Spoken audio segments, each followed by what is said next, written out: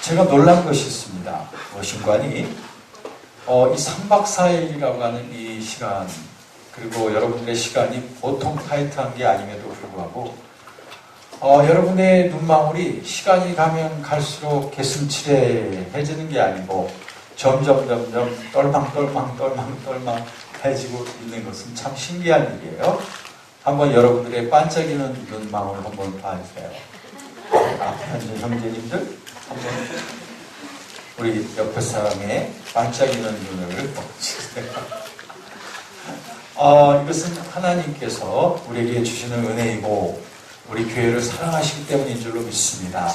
또 여러분들이 힘껏 중보하면서 이 집회 시간을 위하여 여러분들이 중보하시는 그 이유 때문이라고 생각을 합니다. 제가 놀란 것이 두 가지가 있어요. 시간 여러분들이 기도하시는 것에 제가 놀랄 뿐 아니라, 정말, 여기 솔직한 심정이기 때문에 이 말씀을 꼭 드리고 싶어요. 오늘, 기도해주신 권사님의 그 기도의 내용, 그리고 패턴을 들으면서 굉장히 놀랐습니다. 굉장히 복음적인 기도를 하고 계신다는 것에 굉장히 놀랐어요. 어디 계시죠? 예. 우리 어디 권사님 뿐이겠습니까마는, 우리 권사님의 영혼 속에 이렇게 진리를 따라서 기도할 수 있는 그런 성령님께서 이렇게 말씀으로 그의 영혼을 충족시켜 주시는 것으로 인하여 제가 참 감사드렸습니다. 아마 여기 계시는 우리 집사님, 권사님, 장로님들의 이러한 기도도 이런 복음을 따라, 진리를 따라 드리는 그 능력 있는 기도가 되어지기를 주의 이름으로 축원합니다. 또 한 가지 놀란 것은 무엇인가 하니, 오늘도 예배 시간 전에 저도 일찍 나와서 기도하면서 마음의 준비를 하고 있었는데, 참 아름다운 그 앙상블이라고 해야 될까요? 뭐냐면 이 예배의 공간은 제한이 되어 있는데, 이 공간 속에서 한쪽에서는 찬양의 연습을 하고 또 한쪽에서는 우리 학생 청년들과 함께 또 기도를 하고 하는데, 환상스러운 조화라고 할까요? 그 한쪽에서 들리는 기도의 소리, 또 한쪽에서 찬양 연습하는 이것이 아름답게 어우러지면서, 참 멋지다. 참 거룩한 소음이라고 해야 될까요? 상당히 아름다운 천국의 소음이라고 할까요? 참 그 가운데서도 열심히 기도하시고 열심히 찬양의 연습을 하는 모습이 정말 아름다웠습니다. 여러분, 이 시간이 7번째 시간인 거 아시죠? 우리 목사님 말씀처럼 이 10번의 시간 가운데 7번째 시간에 도달하게 되었습니다. 사실 우리 목사님께서 이 집회에 수련회를 이렇게 관장하시면서 또 강사를 초청하시고 좀 마음의 부담이 좀 있으셨던 것 같아요. 왜냐하면 우리 세대가 10대로부터 아주 70, 또 80 이렇게 되는 세대의 간격이 있음에도 그렇기 때문에 강사님이 어느 세대에 이 표준을 맞춰가지고 말씀을 전할지 좀 어려우시겠습니다 라고 이렇게 말씀을 하셨어요. 그러나 제가 시간 보는 것은 역시 성령님께서는 이 진리를 풀어주셔서 우리 장로님, 권사님들에게 깨달아지는 그 말씀이 우리 젊은 10대 학생들에게도 똑같이 이해되어지고 풀어지고 있구나 하는 것을 제가 이렇게 확인하고 있습니다. 그렇죠? 정말 놀라운 일이에요.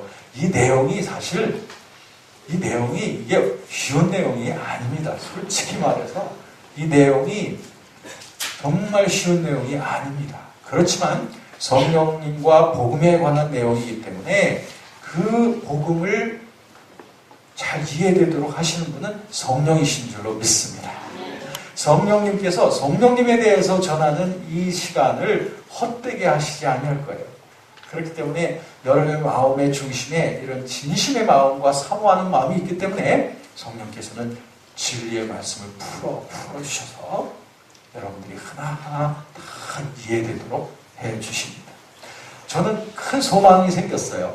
무엇인가니 여기 우리 성악교회에 계시는 우리 10대, 20대 우리 다음 세대들이 이 10번에 걸친 이 말씀의 아까 권사님의 기도의 표현에 의하면 말씀이 쫙 꿰어져 가지고 구슬처럼 꿰어져서 연결되어지는 이 10번의 이 시리즈의 그 복음의 내용을 잘 무장하고 살기만 한다면 여러분들의 그 인생은 정말 형통할 뿐 아니라 승리로운 인생이 될 것이며 여러분들 부족함이 없는 강력한 인생으로 발돋움하게 될 것을 확신합니다.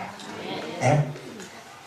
저에게 이런 소망이 막 생기는 거예요. 그래서 제가 여러분 다른 곳에 가서 인도하는 어떤 집회보다도 오늘 더 소망이 넘치게 돼요. 왜? 우리 젊은 10대들이 이 말씀을 이해하기 때문에.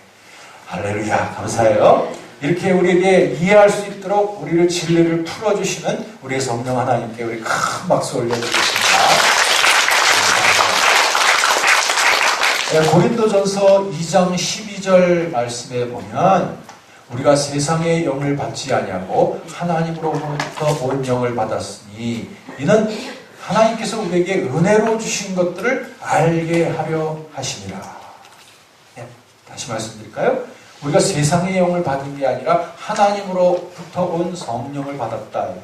왜 성령을 우리에게 주셨냐 하면 하나님께서 우리에게 은혜로 주신 것들을 알게 깨닫게 하시려고 성령이 우리 안에 오신 거예요. 그러니까 성령께서는 하나님이 우리에게 주신 것들을 우리 육신의 눈이나 판단으로는 절대 볼 수가 없어요. 깨달을 수도 없습니다. 그러나 이것을 깨달을 수 있게 하시는 분, 볼 수 있도록 하시는 분이 바로 성령이시라. 이어지는 14절 말씀에 보면 고린도전서 2장 14절이에요. 14절 말씀에 보면 거기에 세상의 영을 받은 사람은 절대 하나님의 것을 깨닫지 못한다고 그렇게 말하고 있습니다. 오직 성령으로 아니하고서는 되어지지 않는다는 것입니다. 그래서 고린도전서 12장 3절 말씀에 보면 바로 예수 그리스도의 성령을 받은 자는 예수님을 저주할 자라고 말하지 않냐고 또 성령으로 아니하고서는 누구든지 예수님을 주님이라고 말할 수 없다 라고 말씀하셨으니 이렇게 우리가 예수님을 나의 주, 나의 하나님, 나의 주인, 나의 마스터, 나의 주, 나의 왕이라고 고백할 수 있는 것은 바로 성령의 감화, 감동의 역사인 줄로 믿습니다. 놀랍죠? 감사한 거예요. 이 성령께서 이제 그동안 6번에 걸친 시간에 대한 것을 아주 간략하게 제가 요약을 해드릴게요. 왜냐하면 오늘 아침에 오지 못하신 분도 계시고 하기 때문입니다. 예수님을 믿는다는 것은 예수 그리스도 안에 살아가는 것입니다. 그리스도 안에 살아간다는 것은 그리스도와 연합이 되어진 거예요. 예수님의 십자가에도 연합되어지고 예수님의 부활에도 연합이 되어진 것입니다. 예수님의 십자가에 연합됐다는 것은 나의 옛사람, 즉 나의 죄된 몸이 예수님과 함께 십자가에 못 박혀 죽었다는 것을 인정하는 것을 말합니다. 그래서 두 번째 시간에는 그럼에도 불구하고 우리에게는 여러 가지 유혹이 다가오는데 유혹이 다가올 때 두 가지 반응이 나타나는 것입니다. A라고 하는 사람이 있고 B라고 하는 사람이 있는데 A라고 하는 사람 속에는 죄된 욕심이 꽉 차 있어요. 이럴 때 유혹이 다가올 때에 그 사람은 유혹에 끌려가게 되어 있습니다. 그러면 유혹에 끌려가다 보면 죄를 열매 맺게 되고 죄가 장성하면 영적 사망에 이르게 된다. 그런데 B라고 하는 사람은 어떤 사람이냐면 내가 예수님을 믿되 또한 주님을 사랑하여 전심으로 주님의 뜻을 행하려고 준비가 되어져 있는 헌신되어져 있는 그런 영혼입니다. 이런 영혼에도 똑같은 시험이 다가오고 유혹이 다가오지만 이 사람 속에는 유혹에 끌려가지 않습니다. 그 대신 하나님의 말씀으로 진리로서 유혹을 물리쳐 나갑니다. 그러므로 이 사람은 범죄하지 않고 계속적으로 거룩한 삶을 살아가게 되고 그리스도 안에서 점점 더 힘있게 자라나게 된다. 세 번째 시간에 우리들은 죄와 칭의와 성화에 대해서 로마서 1장부터 8장을 통해서 살펴보았습니다. 모든 사람들이 다 죄인이라 그렇기 때문에 하나님의 영광의 구원에 이를 수가 없다라고 1장부터 3장까지. 그런데 4장에 보니까 아브라함이 하나님 앞에 믿음과 순종으로 인하여 의롭다함을 받았다.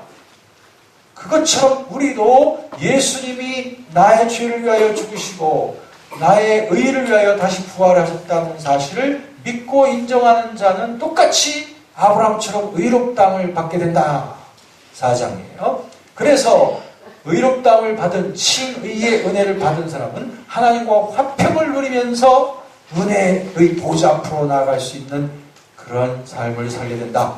5장입니다. 그러한 구원의 은혜를 받은 사람들은 점점 더 성화되어져 가는 삶을 살아가는데 로마서 6장 전반부에 보면은 거기에는 예수님과의 연합의 십자가를 통하여 우리는 죄에 대하여 죽고 성화되어져 간다. 6장의 하반절에 보면 주인과 종의 유비를 통하여 예수님은 나의 주인이 된 것이고 나는 종이기 때문에 그분의 뜻을 따르는 성화의 삶을 사는 것이다.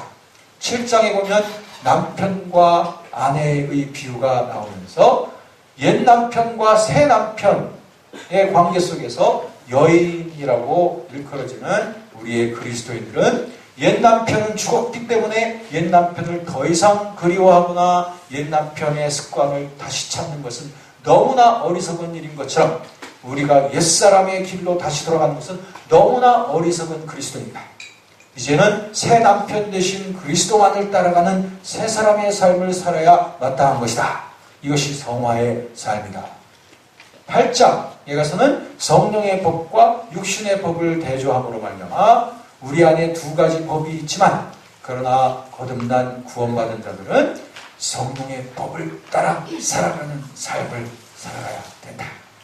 이것이 성화의 삶이다 라고 우리가 확인을 한 것이 세 번째 시간이었습니다.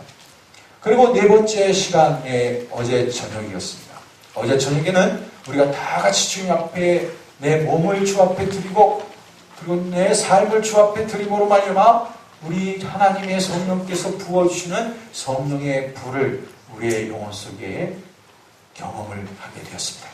그 성령의 불은 구체적으로 우리를 죄로부터 정결케 하시는 불로서 우리에게 임하는 것이고 우리의 영혼 속에 성령의 능력으로 말미암아 하나님을 향한 사랑이 불타오르게 하는 것이고 더 나아가서는 성령께서는 우리에게 권능을 주셔서 능력을 주셔서 우리가 권능 있는 복음의 증인들이 될 수 있도록 해주시는 분이다.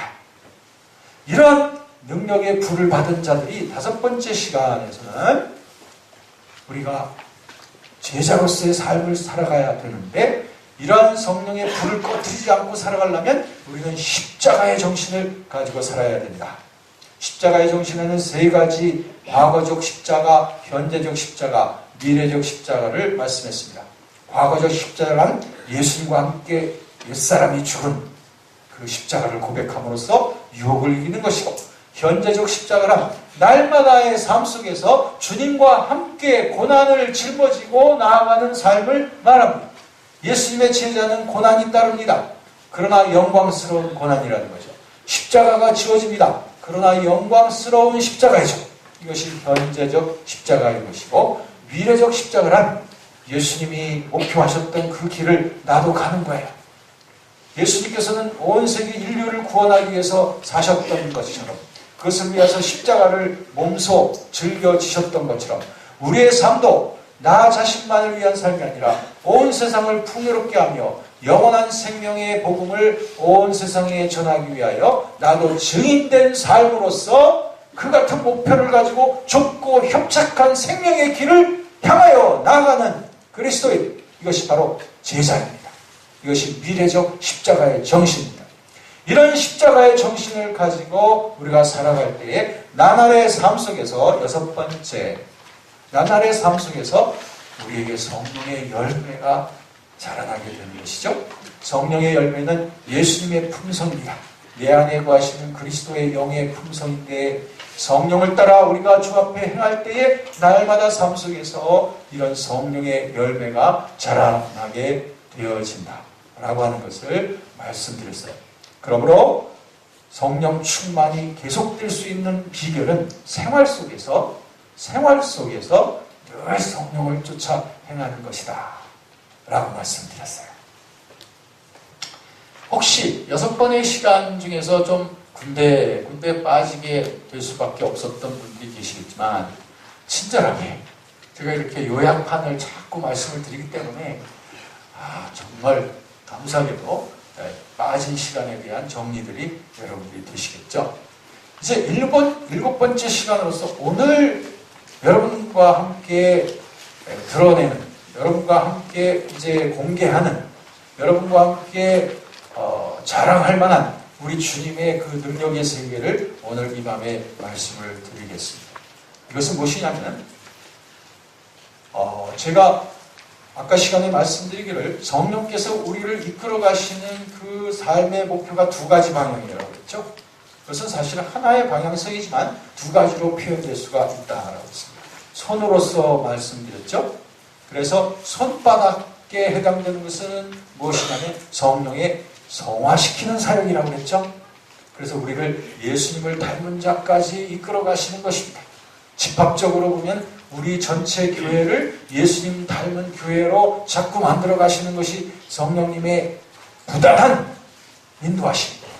두 번째는 손등에 해당되는 것으로서 외향적으로 우리의 교회가 또 우리 크리스천들이 복음을 증거하여 본능 있게 복음을 전하여 세계 선교를 완수할 수 있는 그런 능력 있는 종들이 되어지게끔 하는 것이 바로 복음 증거의 영으로서의 성령이 우리를 이끌어 가시는 삶이라고 그랬습니다. 그러므로 거듭난 우리 그리스도인들에게는 성령이 계시기 때문에 성령님의 인도하심을 따라 산다는 것은 성화의 삶을 향하여 또 복음 증거의 삶을 향하여 우리가 점점 더 강화되어져 가는 것을 의미한다. 그래서 어리석게도 성령님과 함께 줄다리기를 하시면 안 돼요. 성령님과 맞서서 줄다리기를 하는 그런 어리석은 분이 있어서는 안 된다 라고 하는 것까지 말씀드렸어요. 오늘 7번째 이 시간에 중점적으로 말씀드릴 것은 뭐냐면 성령의 외향적 사역, 즉 손등에 해당되는 이런 복음 증거의 사역에 있어서 성령께서 어떤 능력을 우리 사역 속에 드러내기를 원하시는가 하는 것을 말씀드리려고 하는 거예요. 사실 이 메시지는 말이죠. 여러분하고 지금 이 시간에 나누게 되겠습니다만 제가 세계 여러 곳에 있는 선교사님들하고도 이 메시지를 계속 나누고 있습니다. 왜냐하면 선교사님들의 사역 속에 성령의 능력이 부재하면, 다시 말하면 성령님의 능력을 힘입지 못하면 선교사님들의 사역 속에 너무나 연약하고 너무나 낙심되어지는 그런 분들을 제가 정말로 많이 봤습니다. 선교사님들은 무엇이 부족한지 잘 몰라요. 그래서 후원금을 좀 더 많이 받아야 되겠다 라든지, 아니면 여러 가지 프로그램들을 좀 많이 해야 되겠다 라든지, 뭐 여러 가지 방법을 찾고 있지만 정작 그들에게 가장 필요한 한 가지는 성령의 능력이었습니다. 저는 그렇기 때문에 이곳저곳을 주님께서 이끌어 가시는 곳에 가서 선교사님들을 성령의 능력으로 무장시키시기 원하시는 그 하나님의 그 뜻을 좀 나누고 같이 전하는 그 일에 저는 열심히 그 일을 하고 있습니다. 여러분들에게도 오늘 이 밤에 마찬가지입니다. 여러분, 성령님께서 여러분들을 복음 증거의 삶으로 이끌고 가신다는 사실 이해되시죠? 네? 그러므로 여러분들은 이제 복음의 증인들이 되시는 거예요. 사랑을 전하는 증인들이 되시고 복음을 땅끝까지 전하는 증인들이 되시는 거예요. 이것을 위해서 여러분의 힘으로 하라는 말이 아닙니다. 고린도전서 2장 4절 그리고 5절에 보면 제가 이따가 쓸 게 참 많기 때문에 제가 지금 좀 아끼고 있습니다. 고린도전서 2장 4절 그리고 5절에 보면 사도 바울이 이런 고백을 하고 있어요. 내 말과 내 전도함이 사람의 말과 지혜의 고난 말로 하는 것이 아니라 성령의 나타남과 능력으로 하였다. 라고 그렇게 고백하고 있습니다. 사도 바울 정말 잘 나가는 사람이었습니다. 훌륭한 가말리엘 문화의 수제자였습니다. 또 로마의 시민권을 갖고 있었던 그런 사람이었습니다. 유대인 중에 유대인이었습니다. 학식이 뛰어난 사람이었습니다. 돈도 많이 있었습니다. 그럼에도 불구하고 그는 복음을 전하는 데 있어서 자기의 학식이나 경험이나 스펙 같은 것은 아무 소용이 없다는 것을 깨달았어요. 왜? 살리는 것은 영이니 육은 무익하다는 것을 바울은 너무나 잘 알았어요. 사람이 거듭나고 사람이 예수님 앞에 결신할 수 있게 되는 것은 성령으로 되는 것이지 인간의 수단 방법이나 학식이나 교육으로만 되는 것이 아니라는 것을 알았기 때문이었어요. 그래서 사도 바울은 늘 주님을 의지하면서 성령의 능력으로 복음 증거하기를 너무나 갈망했던 것입니다. 여러분, 이제 지금부터 제가 말씀드리는 그 성령님의 그 사역의 그 능력의 범주를 여러분들이 잘 이해하시고 그러한 성령님의 능력에 붙잡혀서 복음을 전할 수 있는 여러분들이 되어지기를 간절히 원합니다. 이것이 어떤 선교사님이나 목사님이나 전도사님에게는 더 말할 것 없이 필요하지만 또 복음을 전하는 전도대원들에게도 말할 수 없이 필요하지만 여러분 자라나시는 여러분들에게 이 복음의 이와 같은 무장이 되어진다면 이건 또 얼마나 놀라운 일이겠습니까? 너무나 강력한 10대들이 되는 것이라고 생각합니다.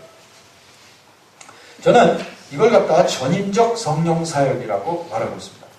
전인적 성령사역이라고 하는 것은 성령께서 하시는 사역을 성령사역이라고 말해요.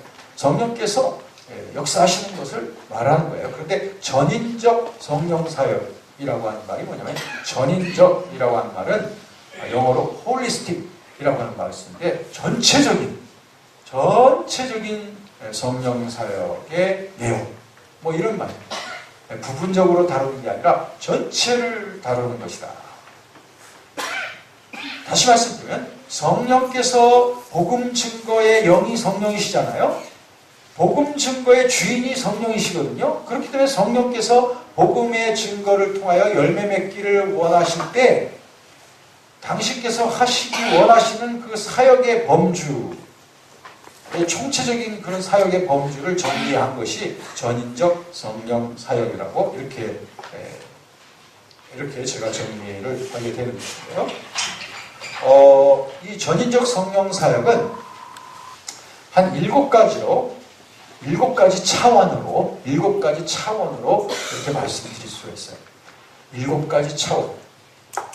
그럼 7가지 단계라고 말하기보다는 7가지 차원이라고 말할 수 있습니다. 이건 뭐냐면 여러 차원이 같이 겹쳐져 있다는 것입니다. 단계가 아닙니다. 단계가 아니라 차원이 겹쳐져 있다라고 하는 그런 말이 되겠습니다. 자, 성령께서 하시는 그 사역, 복음 증거를 위해서 성령께서 즐겨하시는 첫 번째 사역의 범주는 뭐냐면 회개시키시는 사역입니다. 성령께서 회개시키는 회개 사역이에요. 회개 사역. 그래서 오늘 보신 대로 에스겔서 36장 25절과 26절 보면은 거기에 성령께서 하시는 회개시키시는 사역에 대한 내용이 나옵니다. 맑은 물로 너희에게 뿌려서 너희로 정결하게 하되 너희 모든 더러운 곳에서와 모든 우상을 섬기면서 너희를 정결하게 할 것이며 또 새 영을 너희 속에 두고 새 영이에요. 성령입니다. 새 마음을 너희에게 주되 너희 육신에서 굳은 마음을 제하고 부드러운 마음을 줄 것이다. 그래서 구약에서부터 이런 성령께서 하시는 회개의 사역에 대한 그러한 예언의 말씀이 잘 나와 있습니다. 그러면 이사야서 4장 4절에도 보면 이런 말씀이 있습니다. 이는 주께서 그 심판하는 영과 소멸하는 영으로, 심판하는 영과 소멸하는 영으로 시온의 딸들의 더러움을 씻으시며 예루살렘의 피를 그 중에서 청결케 하실 때가 됨이라. 네, 성령께서 오셔서 우리를 회개시키는 사역의 때가 곧 오게 될 것이다 라고 이미 예언을 통해서, 구약의 예언을 통해서 이미 충분히 증거가 되어졌어요. 아닌 게 아니라 세례 요한이 와서 광야에서 외치는 자의 소리로서 외쳤던 게 뭐죠? 회개하라, 천국이 가까이 왔다 라고 외치기 시작한 겁니다. 복음의 시작이 회개하라로부터 시작이 된 거예요. 예수님께서도 오셔서 회개하라, 천국이 가까이 왔다 라고 하면서 이 회개의 메시지를 먼저 전하셨던 것을 보게 됩니다. 성령께서는 이렇게 우리에게 회개의 역사를 일으키시는 분인데, 요한복음 16장에 보시면 16장의 7절부터 요한복음 16장 7절부터 11절까지 보면 성령께서 하시는 회개의 사역을 이렇게 말하고 있습니다. 8절부터 제가 읽을게요. 그가 와서, 그가 누구냐면 보혜사 성령을 말합니다. 성령께서 오셔서 죄에 대하여, 의에 대하여, 심판에 대하여 세상을 책망하시리라 라고 하고 있습니다. 이게 뭐냐면 회개시키신다. 죄에 대해서, 의에 대하여, 심판에 대하여 우리에게 깨닫게 하면서 세상을, 여기서 세상은 코스모스라고 하는 말인데요. 이것은 이 우주를 말하기도 하지만 거듭나지 못한 영혼의 상태를 또 말하기도 해요. 그래서 거듭나지 못한 영혼들을 향해서 성령께서 책망하시고 회개케 하시는 그런 사역을 하신다는 거예요. 여러분, 이것이 성령께서 하시는 회개의 사역이에요. 회개란 불신자가 예수님을 믿게끔 회개시키는 사역도 회개 사역이고요. 더 깊은 사역이 있어요. 뭐냐면 예수님을 믿긴 믿지만 더 깊은 헌신 가운데로 나아가도록 회개시키는 사역이 있습니다. 그런데 이 모든 것을 성령께서 하시는 거예요. 오늘 이 시간은 조금 재미있게 되어질 거예요. 왜냐하면 제가 여러 선교 지역에서 경험했던 그런 일들을 좀 같이 여러분들에게 말씀드릴 겁니다. 첫 번째로 제가 말씀드릴 것은 이 회개 사역에 있어서 이런 일이 있었습니다. 2008년 2월 달이었어요. 그때 제가 필리핀의 민다나오에서 필리핀 원주민 신학생들을 모아놓고 성령론을 강의하고 있었습니다. 아침부터 저녁까지 계속해서 강의를 했습니다. 그런데 둘째 날인가 그 더운 교실에 그 에어컨도 안 돌아가서 선풍기가 뱅글뱅글 돌아가는데, 선풍기 돌아가는 그 날개가 다 보일 정도로 그렇게 늦게 돌아가는 거예요. 그러면서 날개가 또 굴럭굴럭 하면서 돌아가는데, 이게 선풍기가 돌아가면 좀 찬바람이 돌아야 되는데 실내 공기가 너무 더우니까 선풍기가 돌아가는데 뜨거운 바람이 막 진땀이 뚝뚝뚝뚝뚝뚝 떨어지면서 강의를 합니다. 손수건으로 열심히 닦아가면서 강의를 하는데, 그때 제가 성령님의 그 회개시키는 사역에 대해서 한참 강의하고 있었습니다. 그런데 어떤 일이 생겼냐면, 요 앞줄에 앉았던 필리핀 그 원주민 그 신학생이 말이에요. 갑자기 하고 막 어깨를 들썩들썩 하면서 막 울기 시작한 거예요. 한 남학생이. 그래서 슬픈 일이 있나 보다. 그냥 저는 무시하고 계속 강의를 계속하고 있는데, 그 학생만 그런 게 아니라 그 옆에 있는 학생이 또 훌쩍 울기 시작한 거예요. 그러더니 그 뒤에 있는 학생, 옆에 있는 학생들이 막 울기 시작하는데, 이제 또 여학생들이 막 울기 시작하는데 이게 장난이 아닙니다. 그러더니 온통 그 교실 안이 막 울음바다가 돼버렸습니다. 그래가지고 제가 깨달았어요. 성령님께서 지금 강한 회개 역사를 일으키시는구나 하는 것을 알고 강의를 중단하고 기도로 들어갔습니다. 그랬더니 막 이 학생들이 막 회개하면서 기도하는 거예요.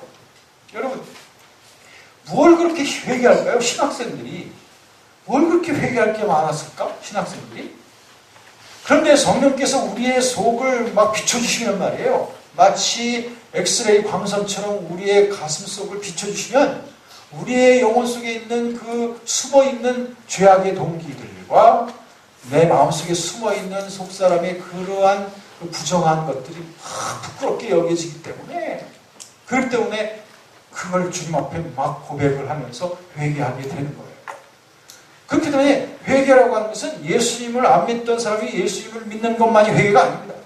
예수님을 믿는 사람들이 더 깊은 회개 가운데로 들어가는 거예요. 주님 앞에 더 깊은 회개가 되어지면 되어질수록 그리스도의 왕 되심의 통치의 영역이 더 넓어져 간다라고 이렇게 말할 수 있는 거예요. 이렇게 본다면 여러분, 우리 그리스도인들은 일평생 동안 더 깊은 회개 가운데로 나아가는 자들이 되어야 돼요. 우리가 회개하면 할수록 그리스도께서 우리를 통치하실 수 있는 영역은 더 넓어져 가서 결국에 우리가 깊은 회개를 하면 할수록 주님을 더욱더 닮아가는 저희들이 되어진다는 거예요. 그러므로 여러분 주님 앞에서 진심으로 회개하고 뉘우치고 했던 최근의 일이 언제였습니까? 혹시 여러분들 가운데 더 이상 주님 앞에 회개치도 아니하고 더 깊은 회개 가운데로 나아가는 것을 완전히 잊어버리고 살고 계시는 분 혹시 계신가요? 오늘 이 밤에 하나님 나에게 회개의 영을 부어주세요. 그래서 내 마음 가죽이 그렇게 딱딱하지 않게 해주세요. 부드러운 마음 되게 해주셔서 주님을 순종으로 섬길 수 있는 제가 되게 해주세요. 제 영혼 속에 깨닫지 못하는 그런 죄악이 있거든요. 오 하나님 아버지 비춰주셔서 제가 깊은 회개 가운데 더 주님을 깊이 모실 수 있도록 더 주님의 통치의 영역을 더 인정해 드릴 수 있는 제가 되게 해 주옵소서. 여러분 이러한 우리의 회개에 대한 촉구가 우리 속에 있어야 될 거예요. 네. 회개하는 것을 부끄럽게 여기시면 안 됩니다. 이건 정말로 거룩한 일입니다. 이건 성령의 역사예요. 우리가 깨닫게 되고 부끄러움을 주님 앞에서 느끼게 되는 것처럼 거룩한 일이 없습니다. 부끄러워서 주 앞에 고백하는 것마다 다 빛으로 나오게 되는 거예요. 다 빛으로 나오게 되는 거예요. 네. 이 시간에 기도 좀 해야 되겠습니다. 기도해야 되겠습니다. 기도할 때 여러분 혹시 내가 의인이라고 생각하시는 분이 계신가요? 나는 이 정도면 잘 나가는 주님이 정말 보실 때 아무 책망할 것이 없는 그러한 그리스도인이라고 생각하고 계시나요? 그렇다면 제가 이런 제시를 하겠습니다. 예수님의 모습과 우리 자신을 비교해 보십시오. 내가 닮아야 될 예수님의 모습과 나를 비교해 보십시오. 그러면 회개의 제목이 생각날 것입니다. 예수님처럼 되어져야 될 우리인 것입니다. 이 시간에 기도하실 때 성령님께서 우리의 기도를 이끌어 가실 겁니다. 회개의 기도로 나아가십시다. 기도합시다.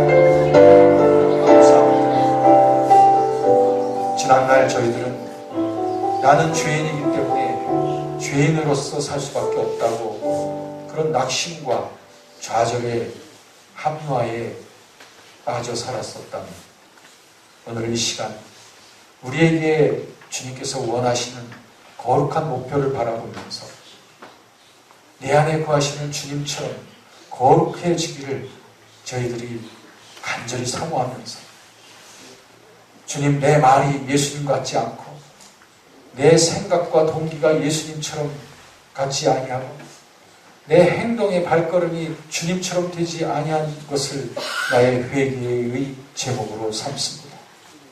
주님, 빛으로 드러나는 것마다 다 부끄러움이고 주여 이 부끄러움을 주님 앞에 회개할 때마다 다시 빛으로 드러나게 되는 것을 저희들은 압니다. 날마다 주님의 거룩하신 모습에 나의 삶을 비춰보면서 날마다 회개하기를 부끄러워하지 아니하는 저희들이 되게 하여 주옵소서. 주여, 회개하며 나아갈 때에 주님께서 우리를 새롭게 하시고 우리를 더욱더 거룩한 길로 우리를 이끌어 가시는 줄로 믿습니다. 주여, 이 철로 역정의 세상을 살아가면서 예수님의 그 온전한 모습에 이르기까지 날마다 정진해 갈 수 있는 회개의 제물들이 되게 하옵소서. 예수님의 이름으로 기도합니다. 아멘. 그렇습니다, 여러분. 그렇습니다, 여러분. 고린도후서 7장 10절에 보면 하나님의 뜻대로 하는 근심에 대해서 나옵니다. 성령께서 우리에게 회개하기 위해서 우리에게 먼저 근심을 주셔요. 마음에 막 무거운 짐을 주십니다. 그런데 이런 하나님 뜻대로 하는 근심 때문에 우리는 후회할 것이 없는 구원에 이르는 회개를 하게 되는 거예요. 세상 근심은 사망을 이루는 것이지만 하나님의 뜻 때문에 성령께서 주시는 근심을 하게 되면 후회할 것이 없는 구원에 이르게 되는 거예요. 고린도후서 7장 10절 말씀입니다. 이렇게 해서 회개하는 자들 누가복음 15장 7절에 보면 하늘에서는 회개할 것 없는 의인 99명보다도 진심으로 회개하며 나가는 그런 회개하는 한 사람으로 인하여 하늘에서는 잔치가 열린다는 거예요. 저와 여러분들이 회개하기를 부끄러워하지 않냐고 주님 앞에서 날마다 회개하며 나갈 때 하늘에서는 신령한 잔치가 벌어집니다. 여러분들은 의인 99명 중에 들기를 원하십니까? 아니면 회개하는 한 사람이 되기를 원하십니까? 예? 전자예요? 후자? 이건 좀 어려운 말이에요. 예, 회개하는 자가 되기를 원하신다고 그랬습니다. 정말 그렇습니다. 그래서 주님께서는 베드로후서 3장 9절에 보면 주님께서는 끝까지 기다리시면서 아무도 멸망하지 않고 다 회개하기에 이르러서 끝까지 기다리시고 인내하시는 분이시다. 우리를 참아주시는 분이시다 라고 하는 것입니다. 요한계시록 3장 19절에 보면 주께서 사랑하는 자마다 징계하시고 회개케 하십니다. 너희에게 징계가 없으면, 연단이 없으면 너희가 사생자고 참 하나님의 아들, 딸이 아니라는 거예요. 정말 참 하나님의 아들, 딸이라면 하나님께서 그들을 연단하시고 시련을 주셔가지고 계속적으로 회개케 하셔서 점점 성화되게 한다는 거예요. 여러분, 이 놀라운 비밀을 깨달아야 돼요. 그렇기 때문에 우리들은 야고보서 1장 2절 3절에 보면 그러므로 형제들아 우리가 여러 가지 시련을 만나거든 온전히 기쁘게 여겨라. 왜냐하면 이 시련이 너에게 믿음의 인내를 만들어내고 인내를 통해서 우리 영혼이 점점 성숙되어져 가기 때문에 아까 우리 권사님께서도 그런 기도를 하셨지만 우리에게 당하는 여러 가지 시련 속에서도 그 진리를 깨닫고 시련의 의미를 깨닫고 시련 속에서 온전히 기쁘게 여기고 즐거워할 줄 아는 적어도 이 정도의 진리 안에서 행하는 크리스찬들이 돼야 멋있죠? 멋있죠? 세상 사람들은 시련을 만나면 아이고 죽겠네. 왜 내 팔자가 왜 이 모양이냐? 라고 불평하고 원망하지만 그리스도인들은 그렇지 않아요. 시련이 다가와요. 할렐루야. 시련이 다가오면 하나님 나에게 성숙시키시려고 이 시련을 주셨군요. 감사합니다. 거기에 보면 야고보서 1장 2절에 보면 온전히 기쁘게 여기라 했어요. 그러니까 부분적으로 기쁘게 여기는 것이 아니라 요만큼만 기쁘게 여기는 게 아니라 온전히 기쁘게 여기고 완전하게 기쁘게 여기라. 사람들은 말이에요. 기뻐합니다. 그래요. 기뻐요. 이거 온전히 기쁘게 여기는 게 아니에요. 그 하나님의 섭리를 생각하면서 완전히 이해되어진 기쁨을 가지고 시련 속에서 주님을 즐거워하는 거예요. 할렐루야. 여러분, 이렇게 믿어지시는 분만 아멘 하세요. 뭐라고 하냐면, 여러분이 겪는 시련들은 다 여러분들은 고통스럽기 때문에 시련이에요. 여러분들이 다 정말 견딜만 하다면 그건 시련도 아니죠. 여러분들에게 닥치는 시련은 다 괴롭고 뭔가 좀 힘들기 때문에 시련. 그 여러분에게만 있는 것 같은 그 시련이 하나님께서 허락하셨다는 것을 믿으십니까? 다시 한번 물어볼게요. 이 모든 시련들은 다 하나님이 여러분을 사랑하시기 때문에 여러분들을 연단하시고 성숙하게 하기 위하여 시련을 허락하셨다는 것을 믿으십니까? 네. 우리 형제 열심히 지금 적고 있는데 보세요. 우리 형제에게도 시련이 있죠? 인생에는 시련이 있을 거예요. 얼마나 힘들고 고달파요. 다 시련이 있습니다. 그죠? 네. 시련이 있대요. 얼마나 힘들겠어요. 이 시련 많은 인생을 살아가느라고 이 형제가 얼마나 고달프겠어요. 그러나 주님께서 말씀하셨지? 이 시련 속에 온전히 기쁘게 여기라고. 그것은 이 형제를 성숙시키기 위해서 주님께서 이 시련을 허락하셨다는 것을 믿으시죠? 네, 할렐루야. 우리 아름다운 형제가 이 시련 속에서 온전히 기뻐할 수 있겠다고, 이렇게 다 이해가 됐다고 이렇게 고백했습니다. 우리 큰 박수 한번 격려해 주세요. 여러분, 우리가 시련 속에서 즐거워하기를 배운 크리스천들은 절대 넘어지지 않습니다. 어떤 유혹이 와도 그런 자는 벌써 세상에서 승리를 하는 자예요. 여기에 죄송해요. 영어 NIV 영어 성경에 보면 뭐라고 되느냐면 1장 2절을 Consider it pure joy, my brothers, whenever you face trials of many kinds. 그렇게 Whenever you face trials of many kinds. 다시 말하면 여러 가지 종류의 trial, 시련이 너희에게 다가오게 되면 Consider it pure joy. 온전히 기쁘게 여기라는 말을 갖다가 pure joy. pure, 아시죠? 청결한, 아주 깨끗하게 joy. 그러니까 즐거워하되 아주 깨끗하게 즐거워하라는 거예요. 깨끗하게 아주 완전하게 즐거워하라는 거죠. 완전하게. 티가 섞이지 않게. 아셨죠? 예? 형제. 아주 즐거워할 때 아주 완전히 즐거워해야 되는 거야. 할렐루야! 하면서 나에게 시련 주신 하나님 감사합니다. 어쩌면 나를 이렇게 사랑하셨기에 이렇게 시련을 주셔서 나를 주님 앞에 더 가까이 나오게 하십니까? 이것이 즐거우신 분들은 정말 pure joy, 온전히 기쁘게 여기실 수 있는 분만 하나님 앞에 큰 박수 올려드리십시오. 할렐루야, 감사합니다. 할렐루야. 네, 이런 자들은 승리합니다. 회개케 하시는 주님 목적을 아셨죠? 우리를 성숙시키기 위해서. 여러분, 우리가 이 성령님을 힘입어서 사역을 할 때 말이요, 복음을 전하고 할 때 성령께서는 이런 회개시키시는 사역을 하십니다. 제가 또 한 가지 얘기를 할게요. 벌써 오래된 일인데요. 거의 한 20년, 15년, 20년 전이에요. 그때 지금보다 제가 좀 더 젊었겠죠? 네. 그때 조그만 연립주택에 제가 살고 있었습니다. 그런데 우리가 3층에 살고 있었어. 그런데 저희가 살고 있는 주택의 그 밑에 바로 밑에 누가 살고 있었냐면 불교 보살 할머니가 살고 있었어요. 그래가지고 제가 한번 그 집에 들어가 봤었지.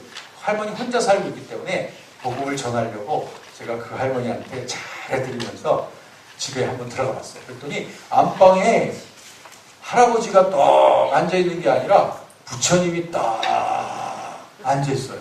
부처님을 딱 모시면서 그렇게 보살 할머니가 그렇게 공을 들이고 있더라고요. 그런데 저희 아내와 제가 기도를 계속 했습니다.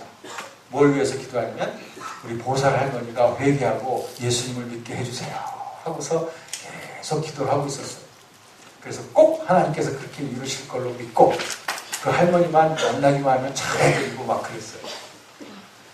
그러고 나서 몇 달이 지났는데 그 할머니를 주택 앞바닥에서 만났어요. 그런데 이 할머니가 얼굴이 너무 밝아지신 거야. 그래서 그 할머니한테 할머니 정말 요즘 얼굴이 무엇이네요. 무슨 일 있어요? 그랬더니 이 할머니가 뭐라고 그러냐면 나 예수 믿게 됐어요. 그러는 거예요. 그래가지고 옛날에 뭐 새벽에 불공 드리던 그런 정성을 가지고 새벽 기도에 다니죠. 또 철야 기도에 다니면서 완전히 예수쟁이가 되어버렸습니다. 몇 달 사이에. 우린 그것도 모르고 계속 하나님 저 불교 보살 할머니 예수 믿게 해주세요 하고 계속 기도하고 있었죠. 그 할머니 만나고서부터 이제 하나님 감사합니다로 바꿨는데 도대체 할머니 어떻게 된 겁니까? 라고 너무나 궁금했어요. 무슨 일이 벌어졌는지. 그랬더니 이런 일이 벌어진 거예요. 이 보살 할머니가 이상하게 윗집에 새 신랑 신부가 들어오고 나서부터는 이 보살 할머니가 이상하게 꿈자리가 안 좋은 거예요. 꿈자리가 안 좋아가지고 잠을 편히 못 주무시는 거예요. 이 할머니가 잠자다 보면 꿈에서 말이에요. 천장에서 이만한 칼이 내려와가지고 막 할머니를 향해서 막 칼춤을 추더라고요. 그러니까 할머니가 막 일어나가지고 부엌에 가서 칼을 들고 와가지고 천장을 향해서 막 이렇게 휘두르다가 진땀이 막 흘려가지고 나중에 간신히 잠들고 그래가지고 할머니가 삐쩍 말랐다는 거예요. 그러니까 날마다 이 할머니가 악몽에 시달린다고 하는 정보를 입수한 그 주변에 있던 어떤 열성 있는 교회에서 그 할머니가 초청도 안 했는데 그냥 구역 식구들이 우르르르 그 할머니 집으로 쳐들어갔어요. 쳐들어가서 할머니를 가운데 놓고 막 기도해가서 찬송을 하고 막 기도를 막 하고 해가지고 이 할머니가 혼이 다 빠졌어요. 그런데 그런 기도를 하고 난 다음에 이상스럽게도 그 할머니가 마음이 주님께로 향해서 그 교회, 처음 봤던 그 교회 식구들을 따라서 교회로 가게 되었습니다. 할렐루야. 그때부터 이 할머니는 아주 열성으로 예수님을 믿게 된 거예요. 여러분, 성령님께서는 우리가 영혼들을 위해서 기도하기만 하면, 믿고 기도하기만 하면 그것을 이루시고 열매 맺으시는 분은 내가 하는 게 아니고 성령께서 하시는 줄로 믿습니다. 그렇기 때문에 그 할머니가 막 회개의 역사가 일어나게 돼가지고 예수님을 믿게 된 거예요. 네, 여러분, 우리는 회개시키는 건 내가 하는 게 아니니까 여러분들 내가 저 사람 어떻게 회개시켜? 이렇게 생각하면 안 돼요.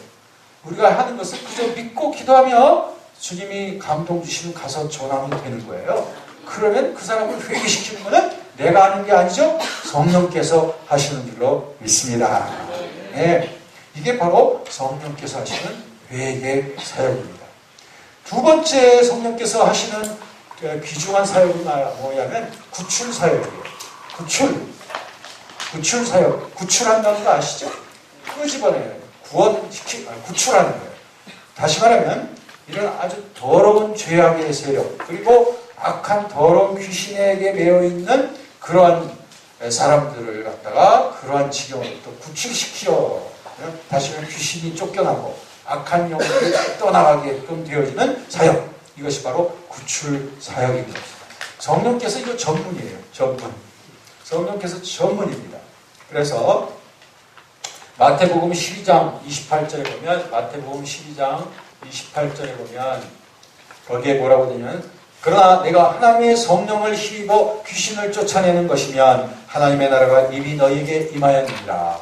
예수님 말씀이에요. 성령의 능력으로 귀신들이 막 쫓겨나면은 그건 벌써 하나님의 나라가 임한 것이다 라고 하는 거예요.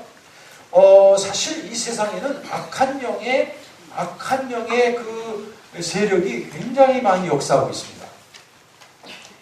그런데 감사하게도 예수님을 믿는 자 속에는 성령이 거하시기 때문에 우리가 성령의 능력으로 예수 그리스도의 이름으로 더러운 영들을 쫓아낼 수 있는 권세가 우리 안에 있어요.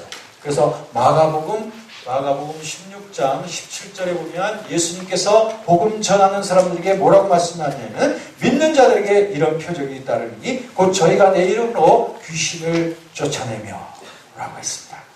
우리가 복음을 전할 때에 예수 그리스도의 이름으로 성령의 능력을 통하여 귀신들이 쫓겨나고 그래서 그들이 예수님 앞에 나오게 되는 일들이 얼마든지 일어나게 되는 거예요. 그런데 여기서 한 가지 오해가 있을 수가 있습니다. 뭐냐면 이 귀신이라고 하는 것에 대해서 여러분들이 좀 오해가 있을 수가 있어요. 성경에 보면 귀신이라고 하는 용어가 참 많이 나오는 건 사실이에요. 자, 우리 자매에게 물어볼까요? 제가 귀신이라고 하면 지금 뭐가 딱 떠올라요?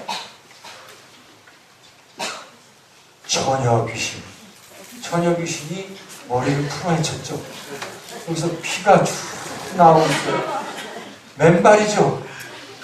그리고 추렁추렁한 치마를 입고 있습니다. 왜 이런 귀신에 대한 이미지가 떠오를까요? 만약에 여러분 가운데에 한국 사람이 아니라 저 유럽 사람이 의자에 앉아있다면 제가 똑같은 질문을 했다고 해봅시다. 귀신 하면 뭐가 떠오릅니까? 하면은 그 사람들 아마 드라큘라. 중국 사람이 만약에 있다면 내가 똑같은 말하면 강신. 이렇게 서로 이미지가 틀려요. 이게 무슨 말이냐 하면은 우리 한국인들에게는 재래적으로 옛날부터 내려왔던 우리 심성 속에 귀신이라고 하는 이미지가 있어요. 그게 아주 오래됐기 때문에 젊은 자나 또 나이 드신 분이나 귀신 하면은 그런 생각이 드는 거예요. 이미지예요. 우리에게 깔려있는 심상이에요. 우리의 이미지예요. 그런데 그러다 보니까 오해가 생기는 거예요. 뭐냐면 성경에서 말하는 귀신이라고 하는 것이 그렇게 머리 풀어헤치고 제명에 죽지 못한 한이 맺힌 누군가 복수를 해야만 할 그런 귀신으로 생각을 하기 때문에 여기서부터 잘못된 귀신론이 나옵니다. 그래서 오늘날 기독교계에도 잘못된 귀신론을 말하는 뭐가 있습니다. 거기에는 그런 식으로 가르쳐요. 뭐라고 그들은 말하냐면 귀신이란 이거 지금 제가 말하는 게 잘못된 귀신론이에요. 적어서 이게 올바른 거를 말하면 안 돼요. 잘못된 귀신론 첫 번째는 귀신이란 불신자의 사후 존재다. 그러니까 예수 믿지 않은 사람이 죽으면 그게 귀신이 된다. 이거 잘못된 귀신이에요. 그 다음에 두 번째 뭐냐면 귀신이 들면은 병이 생긴다. 이것도 역시 올바른 진리는 아닌 거예요. 이런 잘못된 귀신론들이 처처에 유행을 하고 있어서 우리는 똑바른 귀신론을 우리가 가져야 되는데 성경에서 말하는 귀신이란 악의 영들을 말합니다. 악한 영을 말하는 것입니다. 그걸 귀신이라고 우리가 우리말로 번역을 한 것인데 악한 영을 말하는 것입니다. 악한 영이 뭐냐? 마귀의 졸개들을 말하는 겁니다. 마귀는 딱 하나예요. 마귀는 여럿이 아닙니다. 여기에 대해서 조금 여러분 혼선이 있어요. 마귀들과 싸울지라 이렇게 찬송가에 이렇게 되어 있는 것은 사실은 좀 잘못된 표현이에요. 마귀들이 아닙니다. 마귀들이 아니라 마귀라고 하는 것은 데블이라고 하는 말을 쓰는데요. 또는 사탄이라고 하는 사탄이 역시 또한 마귀입니다. 사탄은 여럿이 아닙니다. 사탄은 하나예요. 악한 영의 세계를 사로잡고 있는 최고 수장을 갖다 마귀 또는 사탄이라고 말하는 것이고 그 밑에 부하 조직을 갖다가 악령 또는 귀신들이라고 그렇게 말하는 거예요. 그래서 귀신들은 귀신들이에요. 복수 표현이 가능하지만 마귀나 사탄은 동일한 거거든요. 같은 이름입니다. 같은 존재예요. 근데 이것은 복수는 아니에요. 어쨌든 성경에서 말하는 악한 영, 귀신들이란 마귀의 졸개 부하들을 말하는 것입니다. 그 악한 영들이 지금 온 세계에서 사람들을 미혹하고 예수님을 믿지 못하게 하고 온갖 종류의 악한 일들을 꾀하고 일으키는 것이 바로 그 악한 영들인 것입니다. 그렇기 때문에 아까 떠올렸던 그런 처녀 귀신을 떠올리면 성경적인 귀신론이 아닌 거예요. 자, 그러면 우리 예수님을 믿는 사람들은 우리 안에 성령이 거하시기 때문에 우리가 그 이름으로 그 권세로서 이 악한 영들을 몰아낼 수 있다고 하는 것입니다. 그러면 여러분들에게 궁금증이 생길 거예요. 어떤 사람들이 귀신에 들린 사람인가? 저는 여기서 이 귀신이라고 하는 용어를 전 잘 사용 안 해요, 사실. 왜냐하면 자꾸 오해가 생기기 때문에 이런 단어를 잘 사용 안 합니다. 제가 비록 올해 그 귀신 추방이라고 하는 그런 책을 썼지만 그 책은 사실은 잘못된 귀신론을 바로잡기 위해서 쓴 책이에요. 그런데 저는 귀신이라고 하는 말 대신 그냥 악한 영 또는 더러운 영 이런 식으로 표현을 많이 합니다.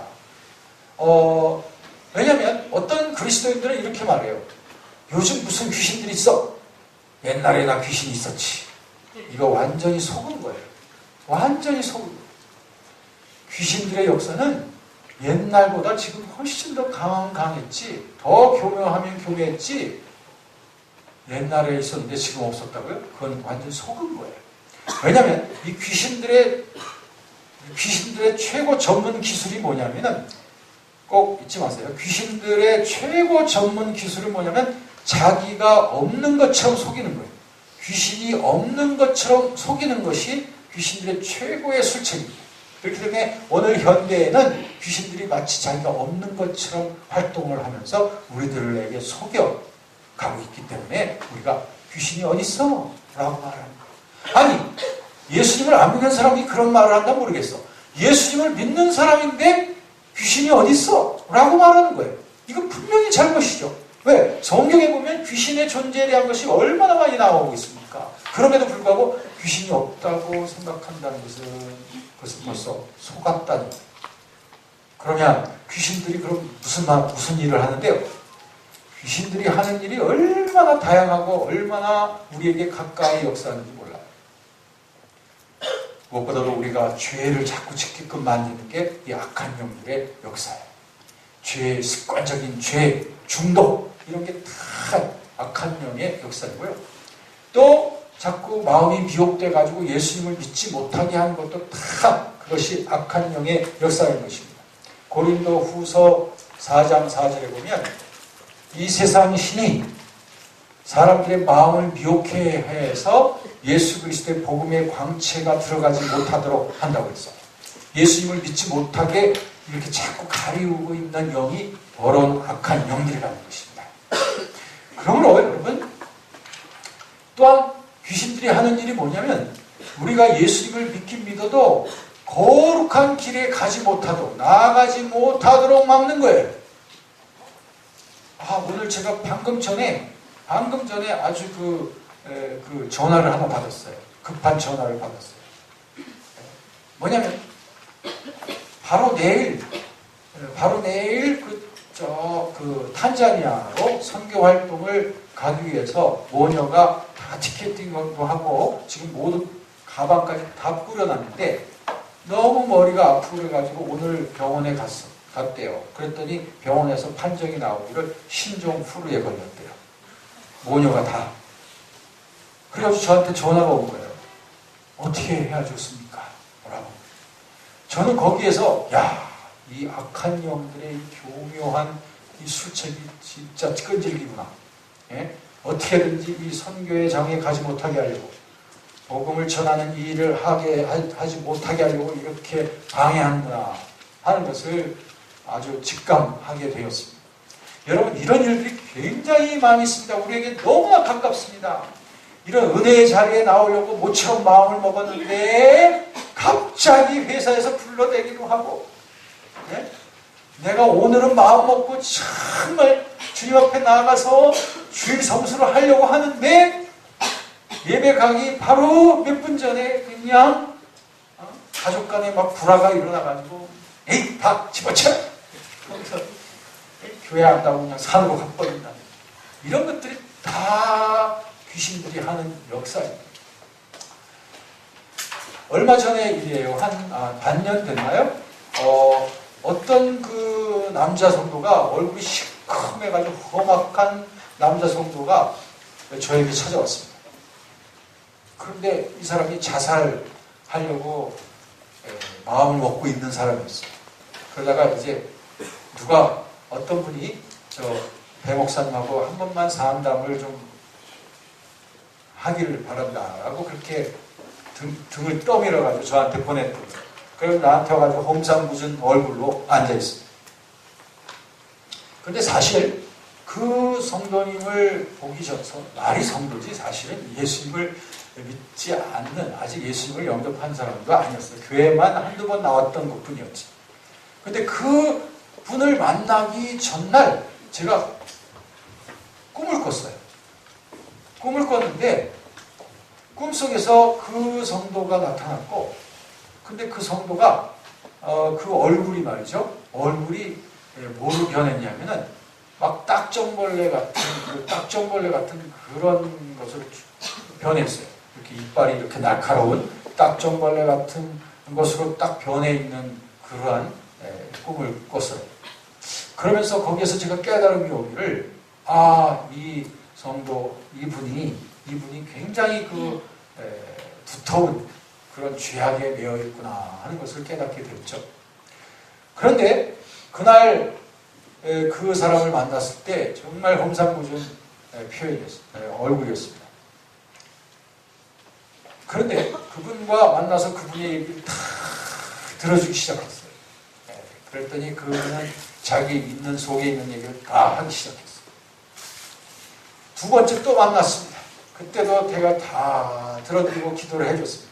그러다 보니까 이분이 점점 마음이 풀려가기 시작했고 얼어붙었던 마음들이 점점 풀려가기 시작했어요. 그래가지고 예배에 나오게 됐는데 예배에 나올 때마다 안 아팠던 머리가 확 지끈지끈 아파가지고 도대체가 예배 드리기가 힘들다는 거예요. 왜? 예배에만 나오면 너무 머리가 아프다는 거지.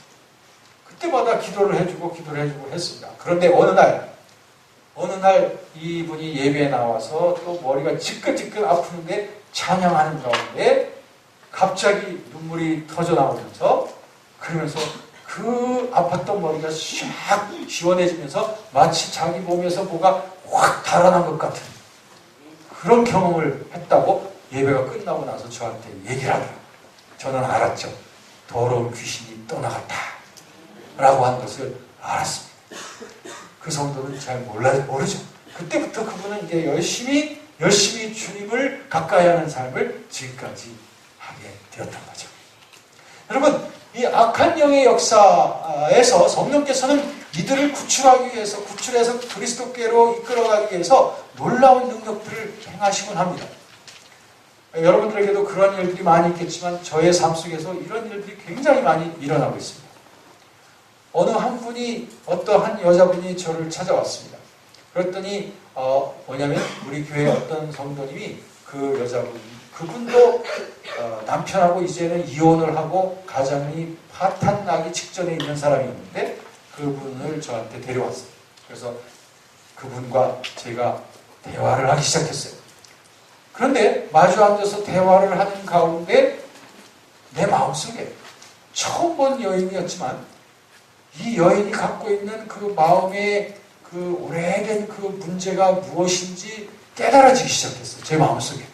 깨달아지기 시작하면서 이 모든 것이 실타래가 어디서부터 풀려야 되는지를 제가 이해하게 됐습니다. 그래서 그분의 말을 잘 들어주다가 잠깐 이제 중단하고서 바로 직접적인 얘기를 시작했어요. 자매님에게 지금 문제가 되는 것은 바로 이런 부분입니다. 이런 것이 오래전부터 가정 속에서 이런 것이 문제가 되었던 거 아닙니까? 그 부분을 먼저 해결하셔야 됩니다. 했을 때 그 자매가 굉장히 놀랐죠. 그러면서 눈물이 막 흐르기 시작합니다. 왜? 자기 속에 있었던 자기도 알지 못했던 그 답답함의 그 근원이 깨달아지기 시작한 것이고, 그때 회개의 눈물과 함께 그 여인이 회복이 되어지게 되었습니다. 그래가지고 그때 즉시 회복이 되어져서 이제 교회 생활을 하게 되고, 남편과 함께 이혼하려고 했던 남편과 함께 교회 생활을 하게 됐던 거예요. 여러분, 이러한 일들이 이제 우리의 사역 속에서는 굉장히 많이 일어나고 성령께서 이러한 일들을 행하기를 너무나 기뻐하시는 거예요. 그러므로 내 인간의 지식이나 학식을 가지고 복음을 전하려고 하지 말고 성령님께서 하시는 놀라운 귀신들을 쫓아내는 그 사역이 우리의 복음 전도의 현장 속에 나타나기를 사모하시길 바랍니다. 네? 그러면 그런 영들이 쫓겨나고 그들이 자유케 되어지는 그런 일들이 계속해서 일어나게 되는 거예요. 제가 호주에 있었을 때였습니다. 호주에서 어떤 청년들 집회에 가서 말씀을 전하게 됐어요.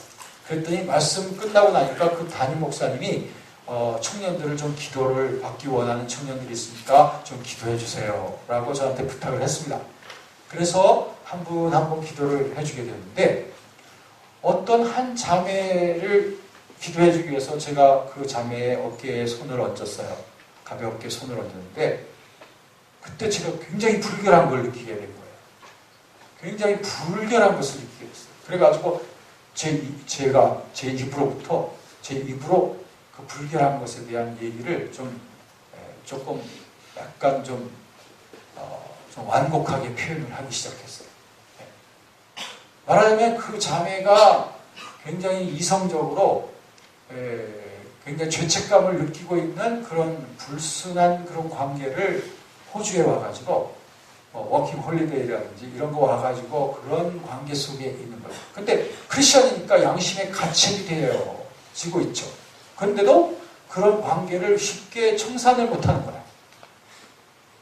그래서 말하자면 동거 생활을 하고 있는 그러한 어떤 상황이었던 거죠. 근데 그날 성령께서는 그 자매를 위해서 기도하고 있는 가운데 저에게 그것을 보여주셨던 거죠. 깨닫게 해주셨던 거죠. 그래서 제가 그 자매에게 그걸 얘기했던 거죠. 그랬더니 그 자매가 그것을 회개하게 됐던 거예요. 그러면서 그 불결한 그 관계를 청산하겠다고 하나님 앞에서 결단을 하게 됐습니다. 그랬을 때 그 자매의 문제가 풀려지게 되었어요. 이런 일들이 굉장히 많습니다. 여러분, 습관적인 죄책감 때문에 더러운 영에 묶여서 살아가는 경우들이 참 많습니다. 이럴 때 하나님 앞에 죄의 문제가 해결이 되어지면 그런 영으로부터, 속박으로부터 해결되어지는 일들이 대단히 많이 있죠. 이런 일들이 성령께서 하시는 구출의 사역입니다. 우리가 하는 것이 아닙니다. 성령께서는 이 놀라운 일들을 우리 사역 속에서 이루시기를 원하시는 줄로 믿습니다. 여러분, 사도행전을 보세요. 거기에 초대교회 때에 그 무명의 성도들을 통하여 가는 곳곳에서 성령께서 놀라운 일들을 행하심으로 말미암아 복음이 권세 있게 증거되는 것을 여러분들이 보시지 않았습니까? 그렇습니다. 우리가 복음을 전할 때에 그 복음의 말씀에 따르는 표적을 통하여 성령께서는 그 말씀이 하나님의 말씀이라는 것을 불신 세계 앞에 드러내기를 기뻐하십니다. 이런 성령의 능력을 의지하십시오. 그리고 이와 같은 성령의 능력을 기대하시고 여러분의 복음 전도의 장에 이러한 사역들이 성령을 통하여 나타나게 되기를 기대하시기를 바라겠습니다. 세 번째 사역은 성령께서 하시는 사역은 중생케 하시는 사역입니다. 우리를 중생이란 거듭나게 하시는 거죠. 우리를 구원하시는 사역이에요. 우리를 구원케 하시는 성령의 사역이에요. 이 중생, 이게 잘 안 보이지만 빨간 걸로 해야 되겠네요. 중생 잘 안 보이시죠? 중생 거듭나게 하시는 것입니다. 거듭나게 하시는 거예요. 우리를 거듭나게 하셔서 하나님의 나라 백성으로 태어나게 하는 것입니다. 성령께서 하시는 일입니다. 그래서 요한복음 3장 3절에 보면 너희가 거듭나지 않으면 하나님 나라를 볼 수 없다 라고 말씀하셨고, 또 3장 5절부터 7절까지도 보면 너희가 물과 성령으로 거듭나지 않으면 하나님 나라에 들어갈 수 없다 라고 그렇게 말씀하고 있습니다. 그러므로 우리를 거듭나게 하시는 영은 바로 성령이십니다. 성령께서 우리를 거듭나게 하십니다. 그러므로 여러분, 우리는 이런 기도를 즐겨야 됩니다. 교회는 다니지만 정말 거듭나지 않은 사람들이 있습니다. 그런 분들을 위해서 우리가 기도해야 해요. 그래서 저들이 거듭나게 해주세요. 거듭나게 해주세요. 구원받게 해주세요. 라고 하는 기도를 할 때 우리 주님이 얼마나 기뻐하시겠어요. 그런 기도를 우리는 게을리할 이유가 없습니다. 확신을 가지고 하셔야 됩니다. 그건 하나님의 뜻이기 때문에 반드시 이루어집니다. 반드시 이루어집니다. 그러니까 확신을 가지고 반드시 이루어질 것을 분명히 믿고서 그분들이 중생하도록 거듭나도록 위해서 기도하셔야 됩니다. 그럴 때 성령께서는 우리에게 증거를 해주십니다.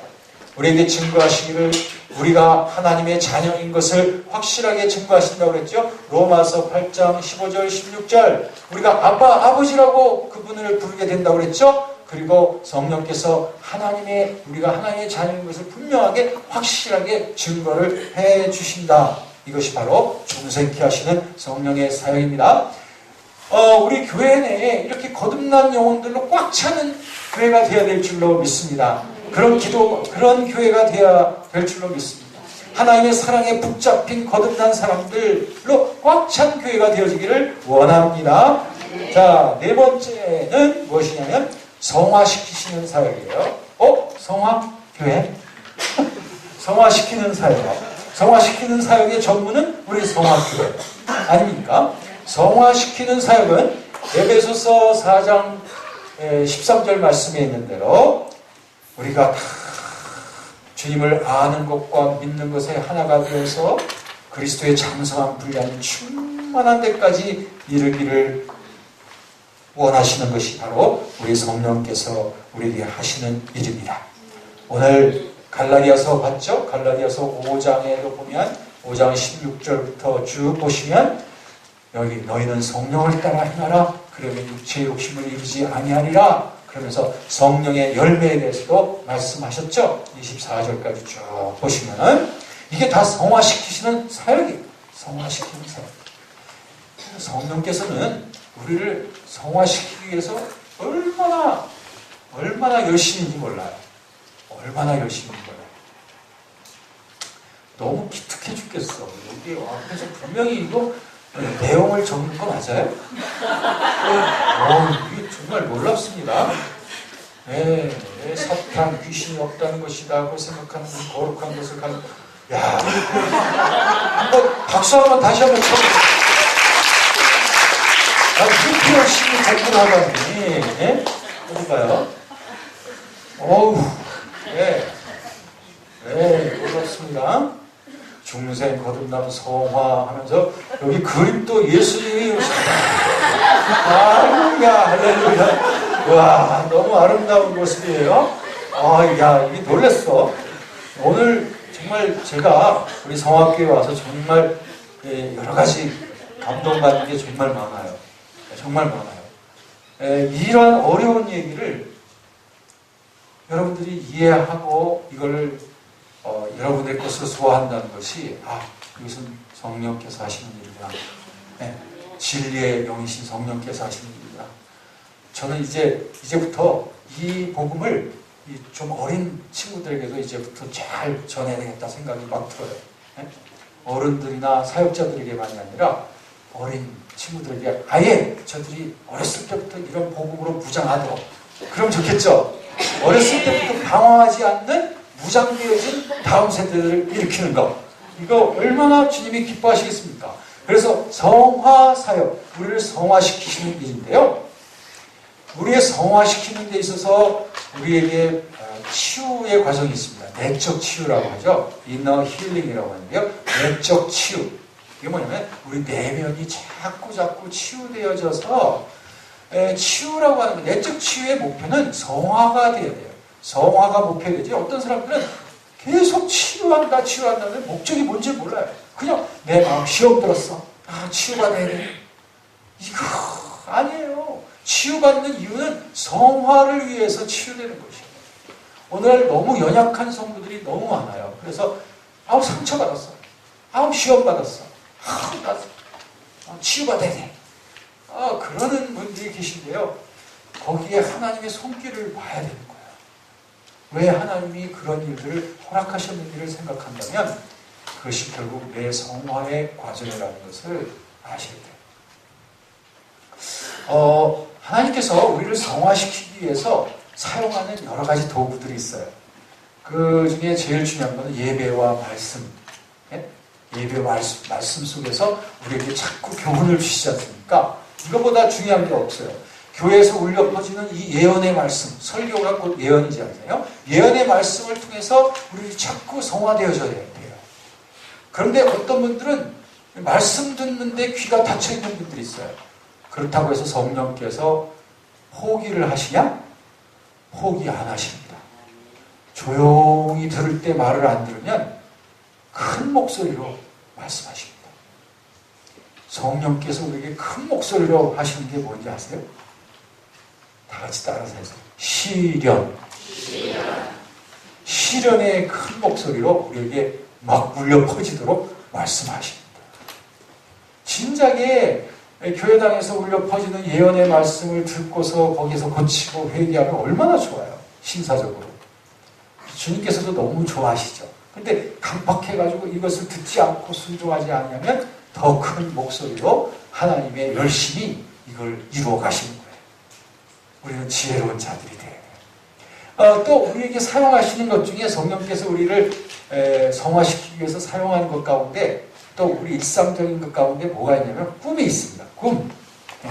꿈에 대한 해석은 그동안 많이 연구들이 되어졌지만 이것이 우리가 복음적인 방향으로 우리가 이 꿈에 대한 해석을 적용할 수가 있어요. 무엇이냐면 적어도 이런 것 정도는 여러분들이 적용할 수 있어요. 뭐냐면 꿈이란 무엇이냐 하면 꿈이란 내 영혼이 쉼을 얻는 그런 과정이 꿈이에요. 말하자면 우리 육체가 하루 종일 일하다 보면 피곤해요. 그래서 몸이 피곤해져서 잠자게 되죠. 마찬가지로 하루 종일 생각하고 느끼고 결정하고 공부하고 했던 그 영혼이 얼마나 피곤하겠어요. 그러면서 잠자는 동안에 영혼이 쉬는 거예요. 쉴 때에 나의 영혼의 잠재의식 속에서 그 잠재의식 속에서 모든 청소 작업을 하는 거예요. 청소작용, 모든 생각하고 느끼고 했던 것들에 대한 청소작용이 일어나는데 그렇게 해서 여러 가지 청소작용을 하는 가운데 여러 가지 상징들과 관념들이 서로 복합되어 가지고 꿈이 만들어지는 거거든요. 그렇기 때문에 꿈이란 건강한 것이고요. 사람들이 자면서 적어도 2번 내지 3번의 꿈은 꾼다고 해요.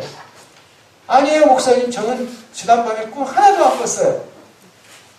꿈 안 꾼 건 아니에요. 꿈을 꿨는데 잠에서 깨어나면서 다 잊어버립니다.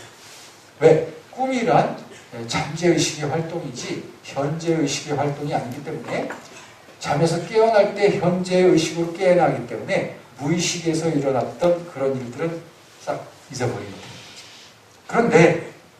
그런데 여기서 적용할 점은 한 가지가 있어요. 왜냐하면 꿈이란 치유와 회복의 기능이 있습니다. 꿈이란 치유와 회복의 기능이 있어요. 그렇기 때문에 꿈을 꾸면서 잠자면 자연히 치유가 되고 회복이 되어져서 아침에 일어날 때 다시 깨끗한 정신으로 일어나게 되는 거예요. 그런데 우리가 좀 생각해야 될 게 뭐냐면 도저히 잊혀지지 않는 이상한 꿈들이 있어요. 괴로운 꿈. 이런 꿈이 있습니다. 목사님 왜 그런 꿈을 자꾸 반복해서 꾸는지 몰라요. 나 그런 꿈 꾸기 싫은데 자꾸 그런 꿈을 반복해서 꿔요.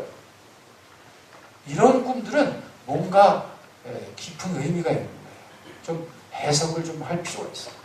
되게 괴로운 꿈들은 다 이 괴로운 전 의미가 있는 거예요. 되게 보면 꿈을 꿀 때 막 괴롭고 막 슬프고 굉장히 억눌리고 하는 것은 되게 뭐냐면 메시지가 있는 것입니다. 내 내면적으로 메시지가 있는 거예요. 내면적으로 뭔가가 좀 정화되어지고 치유되어져야 될 필요가 있다는 것이죠. 자, 한 가지 예를 들게요. 실제 일입니다. 제가 전에 석사 과정에서 논문을 쓰게 되었을 때였습니다. 논문 쓰게 됐는데 제가 우리 서울신학대학교에서 석사과정을 했거든요. 그런데 그때 이제 석사과정 논문을 준비하는데 그 논문 지도해 주신 그 교수님이 저에게 논문 지도를 거의 다 해주셨는데 이제 방학을 지나고 나서 제가 그분에게 가서 다시 논문을 제출하면 되는 거였는데 제가 방학 지나고 나서 그 교수님을 찾아서 갔더니 그 교수님이 없어졌어요. 어떻게 된 겁니까? 했더니 그 교수님이 다른 학교로 가버렸어요. 그러면 제 이 논문 어떻게 되는 거죠? 했더니 지도교수가 다시 배정됐어. 그 지도교수 배정된 그 교수님한테 그 썼던 논문을 가지고 갔어요. 교수님, 저 아무개 교수님한테 지금 여기까지 이렇게 지도받았습니다. 이거 좀 승인해 주시죠. 했더니 이 교수님이 나 이런 논문 지도한 적 없어. 하고 제 논문을 갖다가 복도에다 확 뿌려버리는 거예요.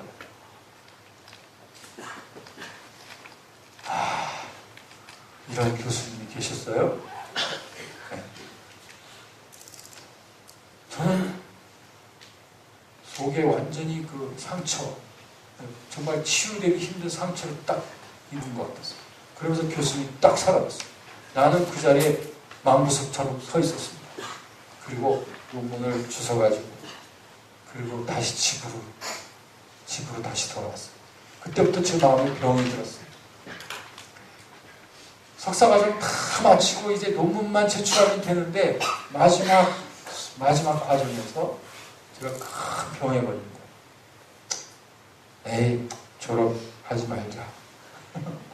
졸업하지 말자. 차라리 내가 논문을 안 쓰면 안 썼지 그 교수님 앞에 다시 나타나기 싫다. 내 마음속에 완전히 원한과 미움과 이런 것이 꽉 찬 거예요. 시름시름 제 마음에 병이 생겼어요. 어느 날 밤 꿈을 꿨습니다. 꿈속에서 제가 시퍼런 부엌칼을 가지고 그 교수님을 향해서 찾아가서 그 교수님을 향해서 막 칼을 찌르려고 하는 그런 꿈을 꾼 거예요. 그리고 그 꿈에서 확 깨어났습니다. 식은땀이 쫙 흘렀어요. 아니, 내가 이런 무서운 일을 계획하다니, 내 마음속에 이런 무서운 살인의 감정이 있다니, 이건 내가 그 교수님이 문제가 아니라 내가 문제구나 하는 것을 깨닫고 그 즉시 일어나가지고 막 하나님 앞에 회개 기도를 하기 시작했습니다. 하나님, 내가 미움의 감정, 무서운 살인의 감정을 갖고 있었습니다. 하나님 용서해 주세요. 용서해 주세요 하고 회개 기도를 했죠. 그래서 제 마음에 회개 기도를 하고 난 다음에 하나님, 그럼 저는 어떻게 해야 돼요? 했더니 성경 구절이 하나 딱 떠오르더라고요. 너를 미워하는 자를 선대하라. 또 성경 구절이 하나 또 떠오르기를 원수를 사랑하라. 그 말씀 앞에 피해 나갈 수 있는 어떤 합리적인 생각이 없었어요. 나 그 말씀 앞에 순종하든지 아니면 내 영혼이 하나님 앞에 불순종해가지고 계속 이렇게 잠들어 가든지 둘 중에 하나밖에 없어요. 저는 결국 원수를 사랑하기로 결심했어요. 그래가지고 그때부터 그 교수님 얼굴이 떠오르기만 하면 하나님 사랑합니다. 하나님 그 교수님을 축복해 주세요. 하나님 그 교수님 정말 좋은 교수님 되게 해주세요. 수없이 수십 번 수백 번 그 축복의 기도를 또 하고 며칠 동안을 했어요. 그랬더니 신기하게도 제 마음이 점점 풀어져요. 점점 풀어져요. 그러더니 마침내 그 교수님 앞에 마치 아무 일도 없었던 듯이 다시 가서 다시 논문 지도를 새로 받을 수 있는 그런 담담한 마음이 생기게 되었어요. 치유가 된 거예요. 그 교수님이 지금은 원로 명예교수가 되셨고 그리고 지금은 이제는 저하고 아주 굉장히 가까운 사이가 됐습니다. 저를 아주 정말 너무나 자기가 사랑하는 제자로서 지금 아주 최고로서 이렇게 인정을 해주고 있어요. 그런데 제가 그때 만약 그날 밤 그 꿈을 잘못 해석했다고 생각해 보십시오. 이 꿈대로 이루어질 것 같다. 하고서 그 꿈을 실행에 옮겼다고 생각합니다. 이거 완전 잘못된 해몽이죠. 그런데 이것을 복음적으로 해석을 하셔야 됩니다. 이렇게 자기를 괴롭히는 꿈들이 있으면 거기에서 회개의 제목을 찾으셔야 돼요. 남의 회개 제목이 아니라 나의 회개 제목을 찾으셔야 돼요. 그러면 이 꿈 해석이 정말 잘 되게 되어 있습니다. 대개의 경우 이런 경우는 자기에서 문제를 찾기 시작하면 이 꿈을 통해서 우리들은 성화의 과정으로 자꾸 나아가게 돼요. 우리가 점점 성화되어져 갈 수가 있게 되는 것입니다. 성령께서 우리를 이처럼 성화시켜 가시기를 정말로 기뻐하시는 분이 바로 우리 성령이십니다. 이제 조금 빨리 정리를 하도록 하겠습니다. 다섯 번째는 충만케 하시는 사역입니다. 성령께 하시는 충만케 하시는 사역, 충만케 하시는 사역, 충만케 하시는 사역입니다. 이것은 성령께서 어젯밤 저와 여러분들이 믿음과 헌신을 통하여 확신 가운데 경험했던 성령으로 충만케 되어지는 일, 이것입니다. 에베소서 5장 18절에 보면 술 취하지 마라. 이는 방탕하시니 오직 성령의 충만함을 받으라. 하고 그렇게 말씀하셨고, 아까 봤던 데살로니가 전서 5장 19절 말씀에 보면 성령의 불을 소멸하지 말라고 그렇게 말씀하셨습니다. 성령으로 우리를 충만케 하시는 사역이에요. 이거 어젯밤에 말씀드렸으니까. 그 다음에 여섯 번째는 성령의 주되심의 사역입니다. 성령의 주되심.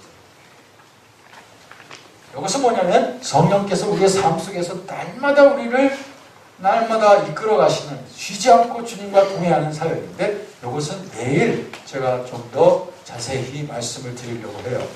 마지막 일곱 번째는 무엇이냐면 가장 영화롭게도 성령께서 우리에게 순교 영성의 사역을 하십니다. 순교 영성. 이것은 오늘 십자가 정신에 대해서 살펴보았습니까? 십자가 정신이 곧 순교적 영성입니다. 십자가 정신으로 우리를 무장하게 하시는 분이 바로 성령이시다 하는 거예요. 여러분, 이렇게 7가지 차원을 보십시오. 7가지 차원을 볼 때 우리가 복음을 전하며 하나님의 나라를 확산시켜가며 교회를 강건히 세워가는 데에 있어서 필요한 모든 원동력이 바로 성령님의 능력 안에 있습니다.